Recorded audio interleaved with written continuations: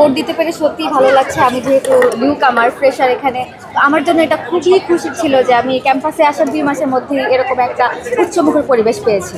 তো শুরুতে যেহেতু ওরকম সবাইকে চিনতাম না, কিন্তু যাদের সিনিয়রদের পরামর্শে বা যাদের কাছ থেকে সব শুনেছি, যারা ভালো মনে হয়েছে নিজের ইচ্ছায় তাদেরই দিয়েছি।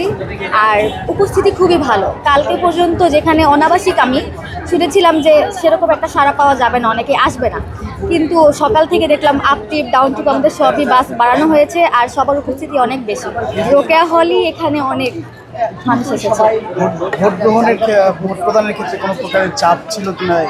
কোনো প্রকারের চাপ ছিল না, সবাই সবার উপস্থিতি জানিয়েছে, ভোট চেয়েছে, কেউ কোনো চাপ প্রয়োগ করেনি বা ইঙ্গিত দেয়নি। কেমন ডাকসু প্রত্যাশা করে?